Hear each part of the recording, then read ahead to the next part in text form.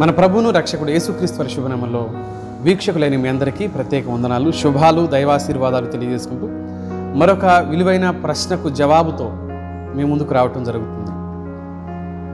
చిక్కు ప్రశ్నలకు చక్కని జవాబులు అనే శీర్షికన మనం కొన్ని ప్రశ్నలకు ఇప్పటికే జవాబులు అందించడం జరిగింది. మన వీక్షకుల్లో, సబ్స్క్రైబర్స్లో అనేక మంది కొన్ని ప్రశ్నలు అడిగిన కారణం చేత ఈ శీర్షికను మొదలుపెట్టడం జరిగింది.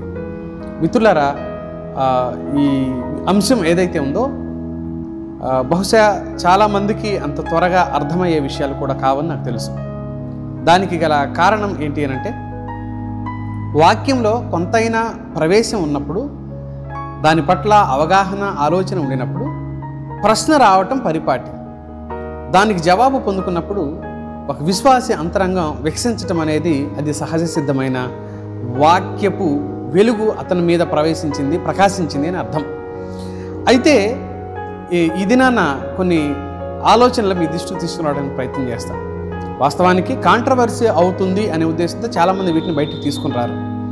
కాంట్రవర్సీ చేయాలని మనం అనుకోవటం లేదు. ఎవరిని మనం పాయింట్ చేసి వాళ్ళ తప్పు వీళ్ళ తప్పు అని చెప్పడం కోసం ఈ అంశాలను మీ ముందుకు తీసుకుని రావటం లేదు. నేను కేవలం వాక్య సత్యాన్ని ప్రకటించాలనే ఉద్దేశంతోనే.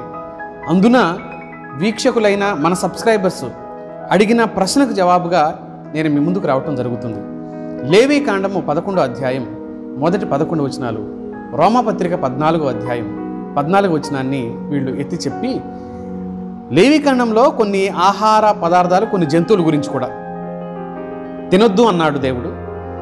రోమపత్రికలోకి వచ్చిన తర్వాత దైవజనుడు పౌలు ప్రతి ఆహారము మంచిదే, కృతజ్ఞతాస్తుతులు చెల్లించుకుని అన్ని తినొచ్చు, అపవిత్రములు అనేటివి ఏమీ లేవు అని చెప్పాడు దైవజనుడు. విషయం ఇలా ఉంటుండగా ఏది తినాలి, ఏది తినకూడదు అనేది సందిగ్ధావస్థలో ఉండిపోయారు చాలామంది. కొంతమంది నిజానికి ఇది పాపము కాదు, దీని వలన మనిషి పాపిగా మారడు. కేవలం ఎందుకు ఈ మాట అంటున్నానంటే, భోజన పదార్థముల వలన ఎవరు పాపులుగా మారరు. తర్వాత వాక్యాన్ని నేను మీకు జ్ఞాపకం చేస్తాను. అది అయినా ఏంటిది, దీని విషయమైన ఇంత చర్చ, రాద్ధాంతం ఎందుకు చేసుకోవాలి? అబద్ధం ఆడొద్దు అన్నప్పుడు అబద్ధం ఆడుతూనే ఉన్నారు, మోసం చేయొద్దు అన్నప్పుడు మోసం చేస్తున్నారు, అశ్లీల దృశ్యాలైన వాటిని చూసేవాళ్ళు ఉన్నాం, సీరియళ్ళ కోసం ప్రాణాలను పోగొట్టుకున్న స్త్రీలు ఎంతోమంది మనం చూస్తున్నాం, పిల్లల్ని పోగొట్టుకున్న వాళ్ళని మనం చూసాం. అలాంటిది ఈ చిన్న విషయానికి వచ్చిన తర్వాత ఎందుకు ఇలా మాట్లాడుతున్నారో నాకు అర్థం కాలేదు. దీని విషయం కూడా చర్చలు, కాంట్రవర్సీలు వచ్చాయి. అయితే నేను దీనికి ఒక ముగింపు పలకాలి అని వీక్షకుల మదిలో వాక్య సత్యాన్ని నాటాలనే ఉద్దేశంతో మీ ముందుకు రావటం జరుగుతుంది. సరే, తినొచ్చా తినకూడదా, ఏది తినాలి ఏది తినకూడదు అనే విషయానికి దేవుడు ఏదైనా తోటలో ఒక మాట చెప్పాడు ఆదాముతో. ఆదామా, ఈ తోట చెట్ల ఫలములలో నీవు దేనినైనా నిరభ్యంతరంగా తినవచ్చు, ఇదిగో మంచి చెడు తెలివినిచ్చు ఈ వృక్ష ఫలమును మాత్రం తినొద్దు అని చెప్పాడు. ఆ క్షణం నుంచి ఆ ఫలము నిషిద్ధ ఫలమైంది. ఆ క్షణం నుంచి ఆ ఫలం నిషిద్ధ ఫలమైంది తప్ప ఆ పండులో విషం లేదు. అది తిననందువలన మనిషి చచ్చిపోడు. ఆ పండు కుళ్ళిపోయింది కాదు, ఆ పండు విషతుల్యము కాదు, ఆ పండు అసహ్యకరమైంది కాదు, చూడ్డానికి రమ్యంగా ఉంది, చూడ్డానికి ఆకర్షించేలాగా కూడా ఉంది. అందుకనే అవ్వమ్మ ఆగలేకపోయింది ఆ పండు తినకుండా. నా ప్రియ వీక్షకులారా, వినండి నా ఆలోచన విధానాన్ని, నా ధోరణిని. దేవుడు వద్దు అన్నాడు కాబట్టి అది నిషిద్ధమైన ఫలమైంది. ఒకవేళ దేవుడు తినొద్దు అని అనకపోతే అది కూడా ఆహారానికి మంచిదియు అని తినేవాళ్ళే. దేవుడు చెప్పాడు. దేవుడు ఏదైనా చెప్పాడు అని అంటే దాని వెనక ఒక అంతరార్థం ఉంటుంది. దేవుడు ఏదైనా చెప్పాడు అంటే దానికి ఒక ఆలోచన ఉంటుంది. కనుక ఆ ఆలోచన ఏంటో గుర్తించడానికి ప్రయత్నం చేద్దాం. దేవుడు ద్వితీయోపదేశకాండం 14వ అధ్యాయం 3 నుంచి 20 వచనాలు కానీ, లేవీ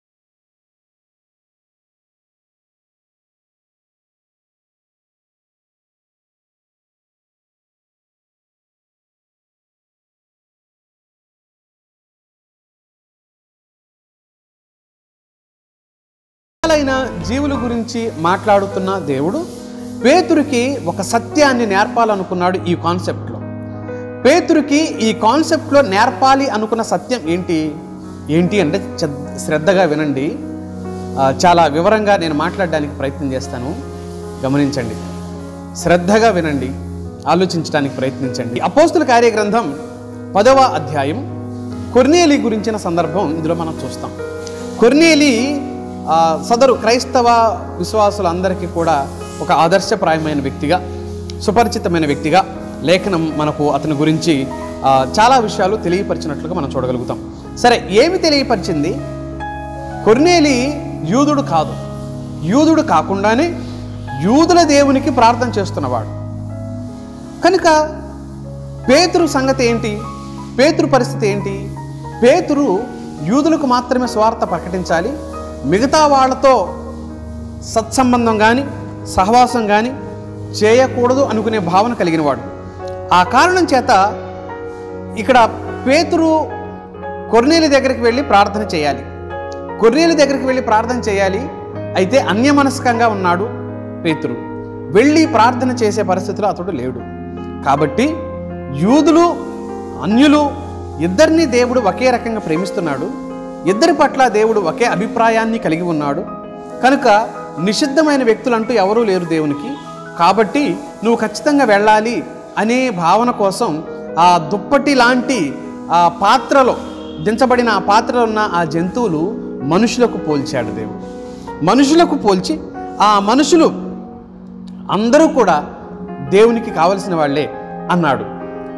అపోస్తుల కార్యగ్రంథం 10వ అధ్యాయం 28వ వచనంలో ఇలా చదువుతాం. అప్పుడు అతడు అన్యజాతి వానితో సహవాసం చేయుటైనను అట్టివానిని ముట్టుటైనను యూదునికి ధర్మము కాదని మీకు తెలియను. అయితే ఏ మనుషుడును నిషేధింపదగిన వాడని అయినను అపవిత్రుడని అయినను చెప్పకూడదని దేవుడు నాకు చూపించి ఉన్నాడు. పేతురు అతనికి కలిగిన మిద్దె మీద, ఆ మేడ మీద ఉన్నప్పుడు అతనికి కలిగిన దర్శన భావాన్ని చెబుతున్నాడు. 10వ అధ్యాయం అపోస్తుల కార్యగ్రంథం 28వ వచనంలో చెబుతున్నాడు. ఆ దుప్పటి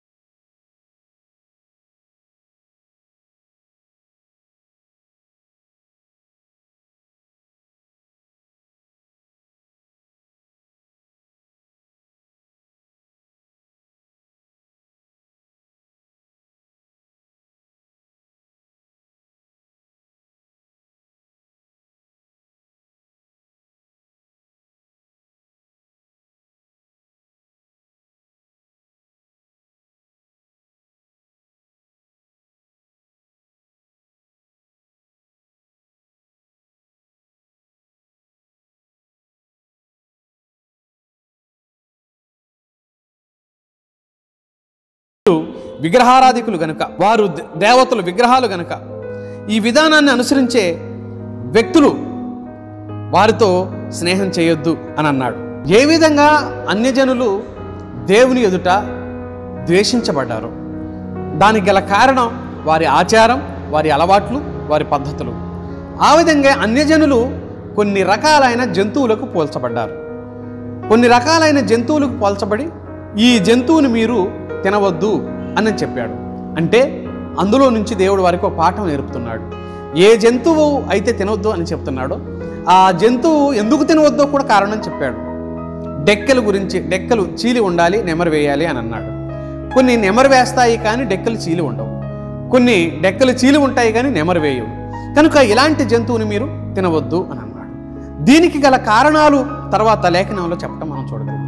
కాబట్టి వీరు అన్యజనులు, వీరు విగ్రహారాధికులు, వీరు దైవ వ్యతిరేకులు. కాబట్టి వారితో వీరు సహవాసము, వారితో వీరు స్నేహం చేయకూడదని దేవుడు ఆ మాట చెప్పాడు. అందుకని సమరయ స్త్రీ యేసుక్రీస్తు ప్రభువు వారితో ఏమంటుంది? యోహాను సువార్త 4:9 యూదులు సమరయులతో సాంగత్యం అంటే స్నేహం చేయరు కదా అంటూ చెప్పబడిన సందర్భం. సమరయులతో స్నేహం చేయరు కదా, మరి నువ్వు నాకు నీళ్ళు ఇవ్వమని ఎలా అడుగుతున్నావు? యేసుక్రీస్తు ప్రభువు వారు సమరయ స్త్రీ నీళ్లు అడిగారు. నీళ్ళు అడిగితే దానికి జవాబుగా అంటుంది, సహవాసం అలా చేయరు కదా, వాళ్ళు వీళ్ళు స్నేహితులుగా ఉండరు కదా, కానీ మీరు ఎలా అంటున్నారు? అలాగా మీరు అలా ఎలా చెప్పగలుగుతున్నారు? ఇది ఆవిడ ప్రశ్న యేసుక్రీస్తు ప్రభువు వారితో. మిత్రులారా, సమస్య చాలా సులువైపోయింది. ఇప్పుడు ప్రశ్న చాలా ఈజీ అయిపోయింది. ఇప్పుడు దానికి జవాబు ఒకటే, అన్యజనులను జంతువులతో పోల్చాడు దేవుడు. అన్యజనులను కొన్ని రకాలైన జాతుల వారిని కొన్ని రకాలైన జంతువులతో పోల్చి ఈ ఆహారాన్ని తినొద్దు అన్నాడు అనంటే ఈ రకాలైన ప్రజలతో మీరు సహవాసము చేయవద్దు అని ఖరాఖండిగా క్లియర్గా దేవుడు చెప్పేసినట్లుగా మనం చూడగలుగుతాం. దాని సూచనగానే కొన్ని జంతువులు, కొన్ని పక్షులు, కొన్ని ఆహారాలు, కొన్ని ఆహారపు అలవాట్లను దేవుడు నిషేధించాడు. అందుకనే మత్తయి సువార్త 10:15 శిష్యులను కూడా ప్రభు అన్యజనులున్న స్థలానికి వెళ్ళొద్దు అన్నాడు. మొదట యూదునికి సువార్త ప్రకటించాలి అనే భావంతో, అనే ధ్యేయంతో. ఎందుకంటే అన్యజనులు సంఘంలో చేర్చబడడానికి సమయం ఇంకా ఉంది. ఎప్పుడు ఆ సమయం సమీపించింది? ఎప్పుడు ప్రవేశించారు అన్యజనులు అనంటే యేసుక్రీస్తు ప్రభు వారి శిలువ మరణ పునరుద్ధానముల అనంతరం అన్యజనులకు కూడా సువార్త కృప విస్తరించినట్లుగా మనం లేఖనంలో చూడగలుగుతున్నాం. కనుక ఆ తర్వాత సువార్త అందరికీ అందించబడింది. యేసు శిలువ మరణ అనంతరం సంఘస్థాపన జరిగింది. సంఘస్థాపన అనంతరం అన్యజనులు సంఘంలో చేర్చబడి యూదులతో పాటుగా సమానమైన వారసులుగా వీళ్ళు మార్చబడ్డారు. మార్కు సువార్త 11:17 సంఘస్థాపన తర్వాత అన్యజనులకు ఓ ఉన్నతమైన స్థానం దొరికినట్లుగా మనం చదువుతాం. నా మందిరం సమస్తమైన అన్యజనులకు ప్రార్థనా మందిరం అనబడును. ఇది యెషయా గ్రంథంలో చెప్పబడిన మాటనే మరలా తిరిగి మార్కు సువార్తలో చెప్పబడినట్లుగా కూడా మనం చూడగలుగుతున్నాం. ఇప్పుడు అందరూ సమానమే. ఈ మాట గలతీ పత్రిక 3:27-28 చెప్పబడ్డాయి. అందరూ ఆఖరికి స్త్రీ అని, పురుషుడని, యూదుడని, గ్రీసు దేశస్థుడని అసలు భేదమేమీ లేదు, అందరూ క్రీస్తునందు ఒకటే ఏకమై ఉన్నారు అని చెప్పాడు దేవుని వాక్యం. మిత్రులారా, ఇక్కడ స్పష్టమైపోయింది విషయం, క్లియర్ అయిపోయింది. ఎంత క్లియర్గా ఉంది దేవుని వాక్యం అనంటే, మొదట మళ్ళీ చెప్తున్నా, ఈ జంతువులు తినొద్దు అన్న జంతువులు కొన్ని రకాలైన అన్య జాతుల ప్రజలకు పోల్చబడ్డారు. యేసుక్రీస్తు ప్రభువారి శిలువ మరణ అనంతరం, పునరుద్ధాన అనంతరం, సంఘస్థాపన పెంతెకోస్తు దినము తర్వాత అనంతరం ప్రజలందరికీ సువార్త ప్రకటించబడింది. అందరికీ అంతటా సువార్త ప్రకటించబడింది. అందరూ మారుమనసు పొందాలి అని ప్రకటించబడింది. యేసు రక్తంలో పాపాలు పరిహరించబడతాయని ప్రకటించబడింది. ఆ కారణం చేత ప్రజలందరూ యేసు రక్తం దగ్గరకు వచ్చే అవకాశం కల్పించబడింది. కనుక ఎవరైనా రావచ్చు. అంటే దీనిని బట్టి ఏమి జరుగుతుంది? దీనిని బట్టి ఏమి నేర్పించాలనుకున్నాడు దేవుడు? ఇప్పుడు నిషిద్ధమైనది ఏదీ లేదు అని చెప్పడానికి ప్రయత్నం చేశాడు. ఇప్పుడు నిషిద్ధమైనది ఏదీ లేదు. ఆ దినాన్న వారు కలిగి ఉన్న అజ్ఞానాన్ని బట్టి, వారు కలిగి ఉన్న అవివేకాన్ని బట్టి, వ్రాతప్రతులు లేని కారణం చేత, వ్రాసే అవకాశాలు సరిగ్గా లేని కారణం చేత, అంత మాత్రమే కాదు, రాసినది చదవటానికి అందరికీ అవకాశం కూడా లేని కారణం చేత, ఇలాంటి పరిస్థితుల నడుమ ప్రజలకు కొన్ని నియమాలు, కఠిన నియమాలు ఇచ్చాడు. ఈ ఆహారం తినొద్దు అని అంటే ఈ జాతి అయిన వారితో మీరు సాంగత్యం, సహవాసం చేయొద్దు అని అన్నాడు. లేవీకాండము 11వ అధ్యాయం 3వ వచనం మనం చదివినప్పుడు గిట్టలు చేలడం గురించి మాట్లాడతాడు. గిట్టలు చీలడం అనంటే ప్రత్యేకమైన నడకను జ్ఞాపకం చేస్తుంది. నెమరు అనంటే ధ్యానానికి సాదృశ్యంగా మనం ఇలా ఆలోచన చేయొచ్చు. గిట్టలు చీలి ఉండటం అది ప్రత్యేకమైన నడక, అది ప్రత్యేకమైన ఆలోచన విధానం. నెమరు ఖచ్చితంగా ధ్యానానికి గుర్తుగా. గిట్టలు చీలి నెమరు వేయనిది, నెమరు వేస్తూ గిట్టలు చీలనిది. ఇది వేషధారణకు గుర్తుగా, ఒక రకంగా పరిసయ సమూహానికి గుర్తుగా మనం వీరిని చూడొచ్చు. ఈనాడు కూడా క్రైస్తవ సమాజంలో ఫలించని అంజూరపు చెట్టులాగా పచ్చగా కనబడుతున్న వాళ్ళు చాలామంది ఉన్నారు. పచ్చగా కనబడతారు కానీ వీరు ఫలించరు. వీళ్ళ దగ్గర ఉన్నది ఏంటి అని అంటే కేవలం వేషధారణ. ఈ వేషధారులైన అన్ని జనులు ఉన్నారు. వీళ్ళు భక్తి చేస్తున్నట్లుగానే ఉంటారు, వీళ్ళు భక్తి పరులుగానే ప్రవర్తిస్తూ ఉంటారు. కనుక అలాంటి వారు చేసే చర్యలు, క్రియలు హేయమైనవి, అవి దేవుడు మెచ్చేవి కావు, దేవునికి నచ్చినవి కావు, నచ్చేవి కావు. కనుకనే ఆ కారణాన్ని బట్టి, ఆ విషయాన్ని బట్టి మీరేం చేయాలి అని చెబుతున్నాడు దేవుడు అనంటే, మీరు చేయవలసింది వారికి దూరంగా ఉండాలి. వారికి దూరంగా ఉండాలని దేని ద్వారా చెబుతున్నాడు అనంటే ఖచ్చితంగా ఫలానా జంతువునికి పోల్చి వాళ్ళని ఈ ఆహారం మీరు తినొద్దు, ఆ ప్రజలతో మీరు కలిసి ఉండొద్దు. ఒక నియమాన్ని పెట్టాడు దేవుడు అనంటే అందులో ఒక నీతిని కూడా ఆయన ప్రవేశపెట్టాడన్న విషయం మనం ఖచ్చితంగా గుర్తుపెట్టుకోవాలి మిత్రులారా. ఒక నీతిని కూడా అందులో అమలు చేస్తున్నాడు దేవుడు. ఆ నీతిని ప్రజల ద్వారా నెరవేర్పులోకి తీసుకొని రావటం కోసం నియమాన్ని పెట్టాడు తప్ప నియమమే ముఖ్యమైంది అన్నట్లుగా కాదు. క్రొత్త నిబంధన సంఘంలోకి వచ్చిన తర్వాత వాక్యం ప్రకటిస్తూ ఉండగా, అపోస్తలులు అనేక రకాలుగా దేవుని వాక్యాన్ని అందిస్తూ ఉండగా దాని విషయమైన స్పష్టత దేవుడు ఇచ్చినట్లుగా మనం చూడగలుగుతున్నాం. అలాగే 9వ వచనంలో, లేవీకాండం 11వ అధ్యాయం 9వ వచనంలో రెక్కల గురించి మాట్లాడుతున్నాడు. రెక్కలు ఎదురెదడానికి పొలుసులు, వీటిని నీటిని బయట ఉంచడానికి ఈ పొలుసులన్నీ కలిసి ఉండటం, చేపలు కానీ ఇతర ఏమైనా పొలుసులు కలిగిన జీవులు కానీ. రెక్కలు పొలుసులు లేనివారు లోతు దేమా వంటి వారు. అంటే ఒక రకంగా ఈ పొలుసులు, ఈ రెక్కలు ఏమవుతున్నాయంటే బయట నుండి ఆ నీటిని ఈ జంతువు లోపలికి, ఈ జీవి లోపలికి, ఈ ప్రాణి లోపలికి పోకుండా అవి ఆపుతున్నట్లు. కానీ ఈ లోకములో ఉన్నది ఏది కూడా మీ లోపలికి, ఈ లోక సంబంధమైన ఆచారం కానీ, ఈ లోక సంబంధమైన అలవాట్లు కానీ మీ లోపలికి రాకుండా మిమ్మల్ని మీరు అడ్డుకోవాలి అనే ఉద్దేశంతో ఏం చెప్పాడు ఇక్కడ, ఫలానా జీవిని మీరు తినొద్దు అంటే పొలుసులు లేనివి, రెక్కలు లేనివి తినొద్దు అన్నట్లుగా మాట్లాడుతున్నాడు. అంటే ఈ రెండింటిలో ఇది నీతి. నెమరు వేయటం, రెక్కల గురించి. నెమరు వేయటం అంటే ధ్యానం చేయని వ్యక్తులు, నెమరు వేయకపోవటం ధ్యానం చేయని వ్యక్తులు. గిట్టెలు చీలి ఉండకపోవటం అంటే ప్రత్యేకంగా దేవుని కోసం నడవని వారు. ఈ పొలుసులు లేని వ్యక్తులు ఎవరు అంటే లోకాన్ని తమలోకి ఆహ్వానించేవాళ్ళు, లోకాన్ని తమలోకి స్వీకరించేవాళ్ళు. ఇలాంటి వ్యక్తులు ఖచ్చితంగా దైవిక వ్యతిరేకమైన ఆలోచనలు కలిగి ఉంటారు. కాబట్టి ఆ వ్యక్తుల పట్ల చాలా జాగ్రత్తగా ఉండండి అని చెప్పాడు. దీంట్లో మరొక విషయాన్ని కూడా నేను జ్ఞాపకం చేస్తాను. మనం తినే ఆహారం ఏదైతే ఉందో, మనం తింటున్న ఆహారం మనిషిని అపవిత్రపరుస్తుందా?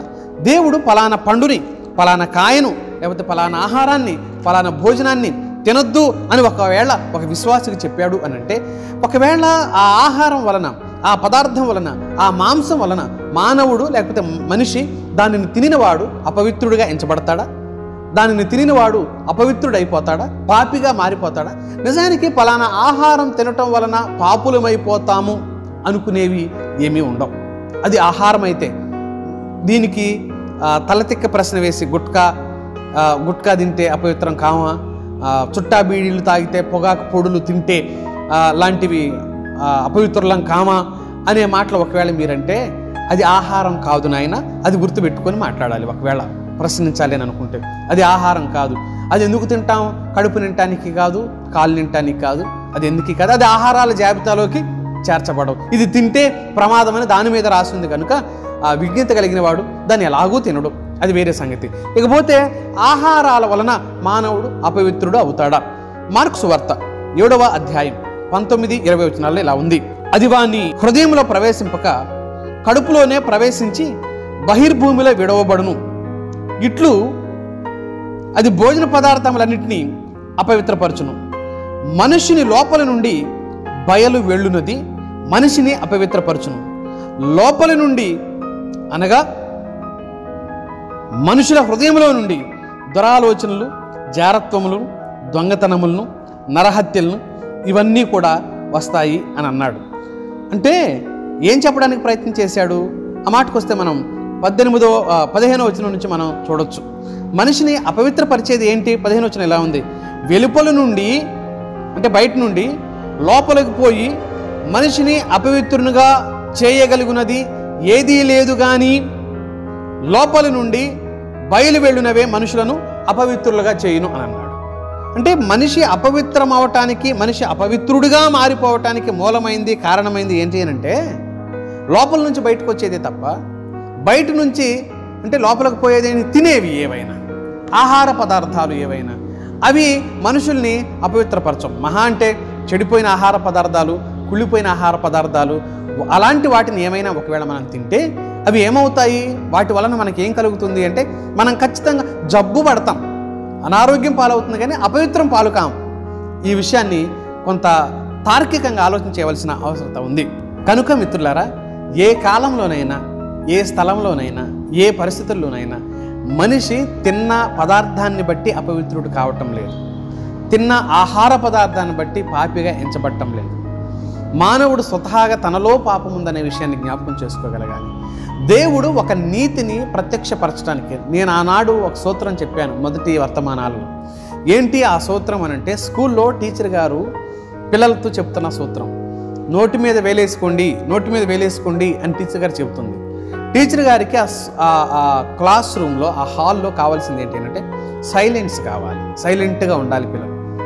అందుకోసం సైలెంట్గా ఉండటం కోసమే టీచర్ గారు ఏం చేస్తున్నారు, నోటి మీద వేలు పెట్టుకోమని చెప్పారే తప్ప కేవలం నోటి మీద వేలు పెట్టుకోవటం అనే అంశం ఏదైతే ఉందో అది మౌనంగా ఉండటం కోసం చెప్తున్నారు తప్ప, మౌనంగా ఉండాలి అనేది ఆకాంక్షించి చెప్పారు తప్ప, ఆ క్రమం, ఆ పద్ధతి, ఒక నియమాన్ని, ఒక క్రమాన్ని, ఒక విధానాన్ని తీసుకొని రావటానికి అది సైలెంట్గా ఉంటుంది. అంతేగాని నోటి మీద వేలేసుకోవటం వలన సైలెన్స్గా ఉండరు. అది ఒక ముంగుర్తుగా టీచర్ చెప్తూ వచ్చారు అని నేను గత సందేశాల్లో కూడా చెప్పాను. ఆహార పదార్థాలు కానీ ఇవన్నీ ఏంటి అని అంటే ఒక నీతిని నాటి ప్రజలకు దేవుడు చెప్పడానికే ఈ మాట చెప్పాడు. పండు తిని ఆదాము పాపి అయ్యాడా? పండు తినాలి అనే ఆలోచన వారిని అపవిత్రం చేసిందా అనేది ఆలోచన చేయాలి.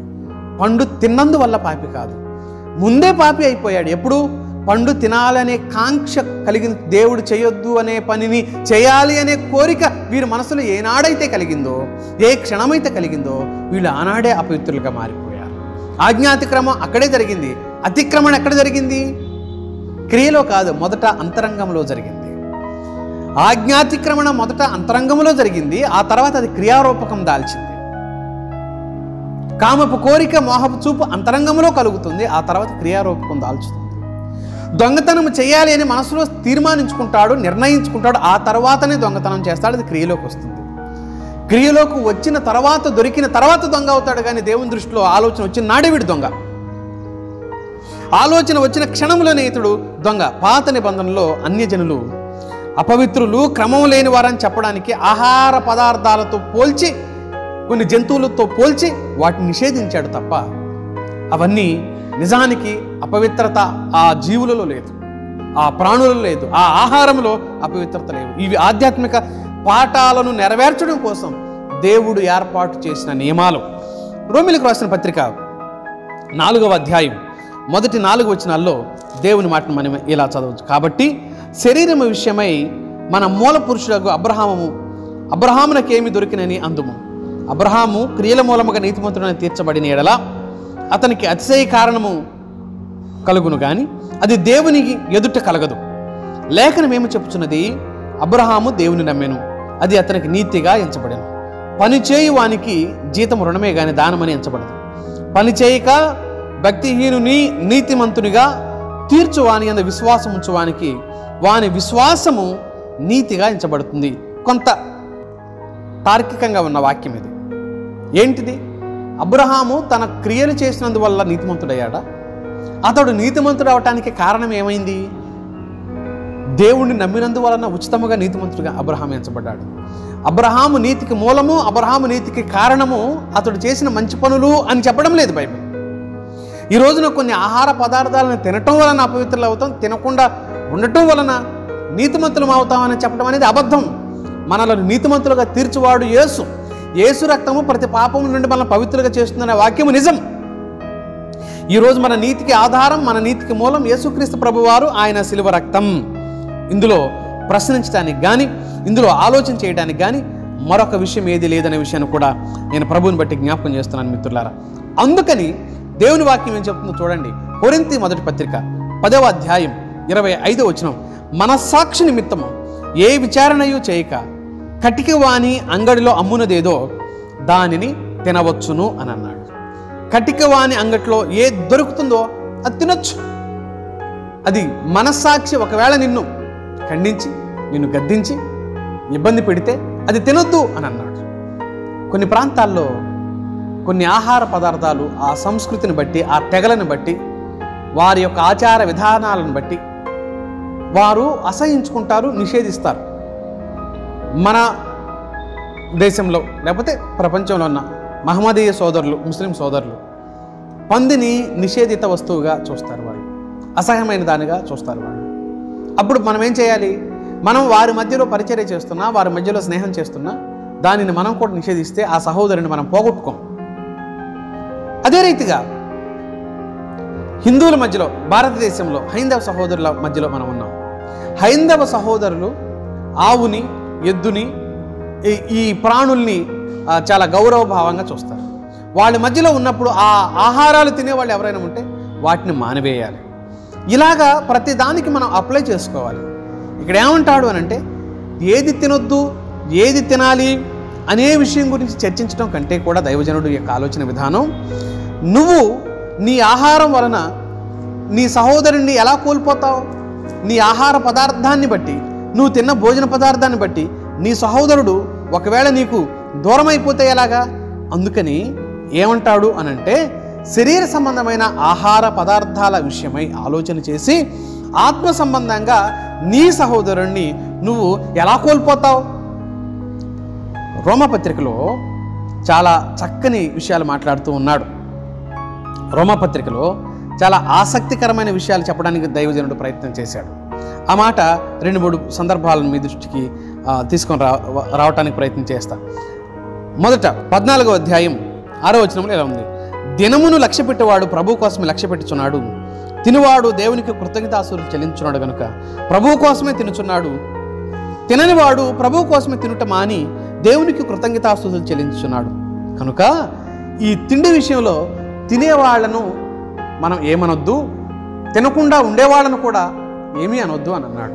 తినేవాళ్ళను ఎందుకు తింటున్నావు అని ప్రశ్నించొద్దు, తినని వాళ్ళను నువ్వెందుకు తినలేదు అని ప్రశ్నించొద్దు అని చెబుతుంది దేవుని వాక్యం.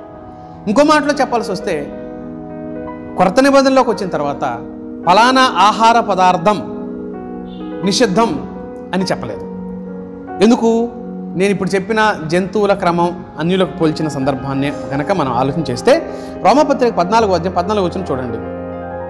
సహజముగా ఏది నిషిద్ధము కాదని నేను ప్రభు అయిన యేసునందు ఎరిగి రూఢిగా నమ్ముచున్నాను.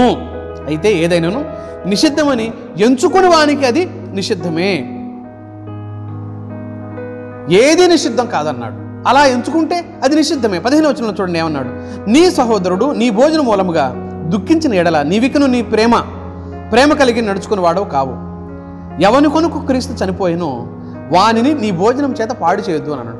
తినాల్సిందే, తినొచ్చు, నువ్వెందుకు తినవని ఒత్తిడి చేస్తే అతడు మానసికంగా నలిగిపోయి, విరిగిపోయి, కరిగిపోయి, నీకు దూరం అయిపోయి ఆఖరికి ప్రభువుకే దూరం అయిపోతాడు కదా. కనుక భోజనాలను వివాదం చేయొద్దు అన్నాడు దైవజనుడు. శరీర సంబంధమైన విషయాల గురించి, శరీర సంబంధమైన ఆలోచనల గురించి మీరు ఆలోచన చేయొద్దు అని అన్నాడు.